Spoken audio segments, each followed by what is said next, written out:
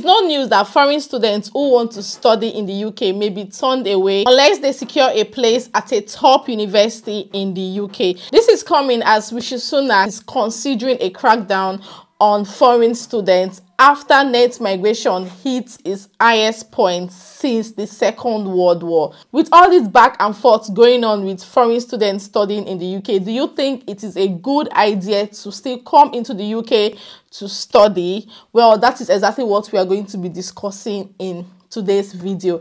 I'm not joking, all my guys them know me. Hey fam, welcome back again to my channel. My name is Melissa Oti, and if you're new on this channel, please kindly like this video, subscribe to my channel and click the bell so that whenever I post new content on this channel, you'll be the very first to find out. So people, you all know that for a while now I've been coming up on this channel to talk about this particular topic. After it came out in the news that the Prime Minister is considering working on net migration to the UK, and of course, foreign students coming to the UK will be affected. A lot of people have been coming out in the media to say a thing or two about this, and the most common recently is lots of people have been saying there is no point coming into the UK to study. Instead, try the Tier 2 visa route. Now, for now, these things are theories, right? It has not been implemented. Before I go on, this video is in partnership with Lemonade Finance. As you already know, I've been using Lemonade Finance for a few months now because this app is so easy, guys. Like, it is so easy, so fast, so smooth, and you guys know I love to keep you abreast with the latest information and also to make your life easier. Now, with Lemonade Finance, you can easily send money from the UK, the US and Canada to 10 African countries for free. Yes, guys, for free. You can easily send money to Nigeria, to Ghana, Senegal, Tanzania, Benin Republic, Cameroon, Kenya, Rwanda, Uganda, and Ivory Coast at zero fees. Yes, you guys, you know there are some apps that after sending money, you need to pay a fee of probably 2.99 or 3.99 on thereabout. But with Lemonade Finance, there are no fees attached at all. The only money you spend is the amount that you want to send home.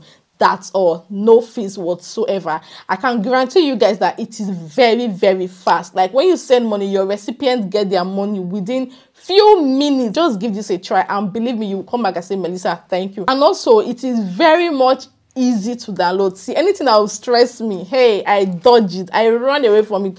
Lemonade Finance is so easy to download. You can easily download it using the referral link in my description box. Like, so smooth, so fast. And if you've already downloaded the app on your phone, please feel free to use my code Melissa so you can get a £10 cashback on your first transaction above £100. You guys, Lemonade Finance has got the best rates in the market, hands down. Like Melissa said it, check it out. So my people, what are you waiting for? Head over to my description box right now and download Lemonade Finance. I know in the video where I came here to talk about Rishi Sunak proposal, I know I did advise some persons that if possible, try out the skilled worker route. But yeah, we all know what comes to the skilled worker route. It is so not easy. I feel like it is one of the most difficult routes which anyone can use to come to the UK because work visas are very, very competitive. Now listen, I am talking to people who intend coming into the UK to study and then probably explore the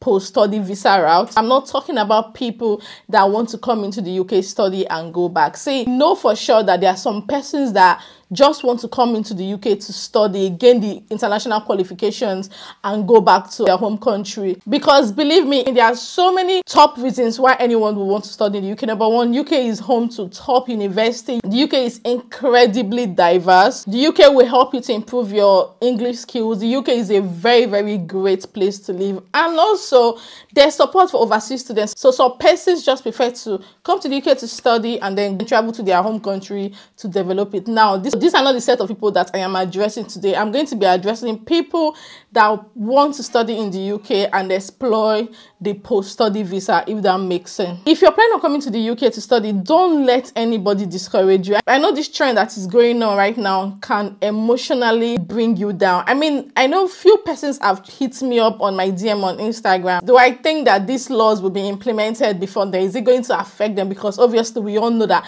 even though there are so many pros of studying in the UK, the cones, the major cone of studying in the UK is high tuition fee. A lot of people have to save, even though there's usually like scholarship available for international students, maybe like £2,000 off their school fees or £1,000, and then if you have a 2-1, they can also waive some money off for you. It is still very expensive. I'm talking about the post-work visa. It is highly competitive. It is highly difficult. You can't just come out from school as a fresh graduate in Nigeria, be it masters or PhD or BSc, and say, oh, you want to start applying to get the tier 2 visa. Except of course you're a doctor or nurse. Even at that, I'm not quite sure of their route, but I know for sure that you still need to have your internship done or thereabout, like a little bit of experience. So you see, you still need to develop your skills. You need experience, like years of experience, especially if you're coming to the UK probably to work as a HRO or accountant or a banker. You get what I mean? A tech personnel, you know, these high skilled jobs, you need years of experiences. You need skills. Like your CV needs to look really, really sound, because trust me, the UK is very big on experience. Now, the years you spend gathering all these things in preparation to get a tier 2 visa, I mean, you will just use that time to apply to study in the UK, if you ask me. Now this healthcare assistant job that is everywhere, you will agree with me that it is like looking for gold. Getting a healthcare assistant job right now is not a walk in the park. As small as this job, I mean, it doesn't really need you to go to school to have a master's, have a PhD, if you get what I mean. Like, it's not like other skilled jobs where you have to do a lot of things. But this particular route just requires you to have your IELTS and, you know, your experience and all that, and, you know, knowledge of what the job exactly is all about before you can get a job. Yet it is so difficult. Even as we speak now, if you go on job search engines to search for healthcare assistant route, most of them will say UK only. This job is available for UK only. We don't offer sponsorship job. And you're like, which company is offering sponsorship job then? And then the few ones that states that international applicants can apply, you apply for these few ones and then you're getting back-to-back rejections. Oh my God. It can be really, really, really frustrating. So you can see, like, as small as, I'm not talking down on healthcare assistant, but you get the point right now. I mean, you can't compare a healthcare assistant job to like that of nurses or doctors. You get the point. Sorry for using the word small, but I don't really know the right word to use, but pardon me, please. As small as this job is, it's a huge struggle to get it. Talk more of someone actually say, oh, I'm an accountant in Kenya or I'm an accountant in Nigeria. So instead of using the tier 4 route, I'm going to search for a job and use the skilled worker route. Like, you're literally going to wait for a long time. Like, I'm not even joking. I'm not kidding. So also, some of these jobs are even easier to get when you are already in the UK. For instance, this healthcare route. I keep using this healthcare route as a point. That's because it's a main trend, right? And so that's why I keep using it. And I know a lot of people are trying so hard to get this job. So that's why I'm using it to purchase it. But yeah, if you're in the UK, for instance, I know so many people that came into the UK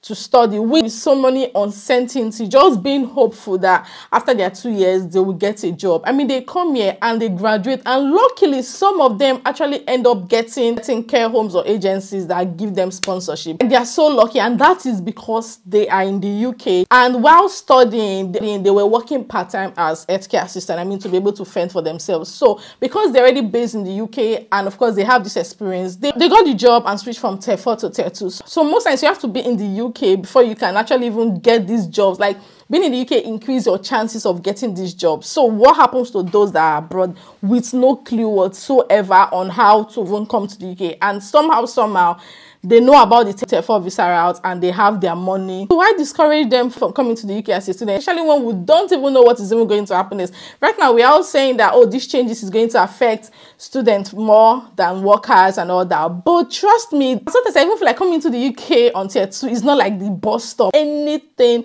can happen. Now, in fact, back 1940s and 1970s, I think between 1948 to 1973, lots of people arrived the UK to help fill up post-war labor shortages. I mean, there were lots of shortages that period due to war. So these persons were brought from Commonwealth countries, from Jamaica, from Caribbeans. They were brought into the country to live and work. Right now, you guys, like, some of them ended up working in the UK for 30 years, 40 years. All of a sudden, this hundreds of immigrants living and working in the UK were wrongly targeted by immigration enforcement. Like this period, a lot of them were wrongly detained. This was as a result of government hostile policies. Like this set of people that came to the UK to work, like most of them have worked for so many years, all of a sudden they were wrongly targeted at. Like I don't really know so much about the Windrush scandal, but the bottom line is these people, all of a sudden the government stopped them from working. They were denied access to government services and welfare benefits. In some cases, some of them were even detained and deported.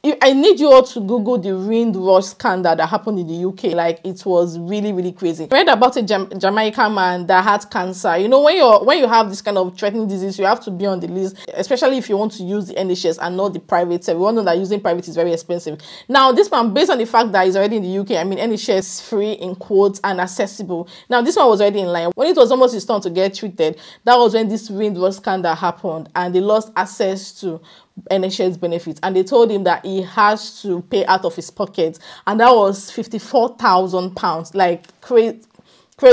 A lot of people lost their jobs. A lot of people that were already working with hopes that, oh, when they retire at a certain age, they will get their pension. They all lost access to all of that. And this was people that actually came into the UK to fill up vacancies. Same way a lot of people have been coming into the UK in recent times to fill up those spaces, and they're probably feeling really, really secure. Like, I'm not saying that Windrush scandal will happen again, right? I'm not saying that. But yeah, nobody knows what is going to happen tomorrow. There are so many uncertainties. So where am I driving at? Same way we are so unsure and uncertain about the Tier 4 visa route and the policies that the government is most likely going to put in place for now. I mean, nobody is sure. And then people are saying, oh, since a lot of things are going on right now, why don't you explore the work visa? I'm trying to say that the work visa itself is not even 100% certain. Like, it's not even secured. You don't even know what is even going to come up to, because I'm sure those that experience the Windrush scandal, they are told them that this is going to happen to you. After so many years of living in the UK, they'll be like, it is not possible. That's what I'm saying. Anything can happen at any time. So the most important thing is to make use of the opportunity or the chance that you have. If everything is in place right now for you to come into the UK using the Tier 4 visa route, and you're now having a second job because you don't know what they are going to come up with tomorrow, I mean, sorry, I don't think you're serious. I mean, I remember back then when after studying in the UK, you go back to your home country, like this post-study visa was not in place.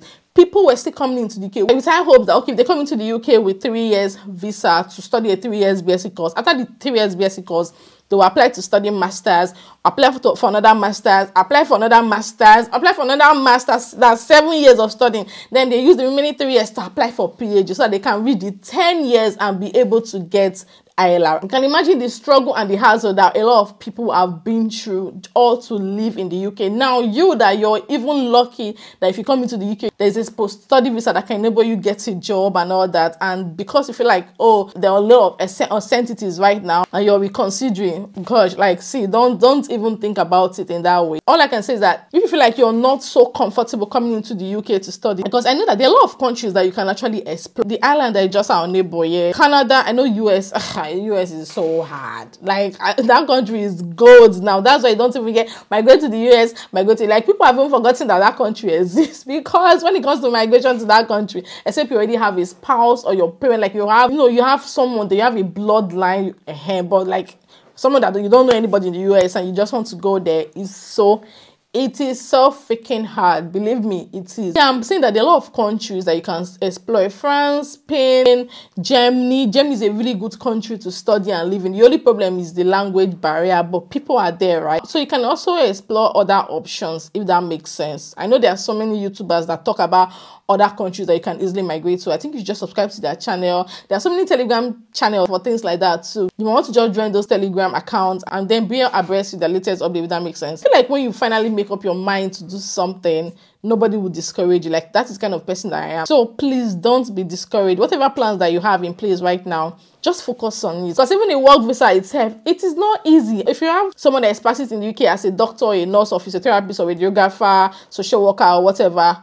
Ask them how far. It took them tons and tons and tons of applications before they could get to jail. In fact, I personally know a doctor that passed and came into the UK under the visit visa so that application will be easier for him. It is never easy. No route is easy. Believe me. Any route that you know of, ask people that have used that route to enter the UK and they will tell you that it's never easy. I hope you get my point. I know this video is just everywhere. I'm touching every aspect, but yeah, I don't want it to be so long. But the fact is that I hope you get my point, right, you guys? So please show me your thoughts in the comment section. And of course, you guys, I'm going to see you all in my next one. Bye, guys.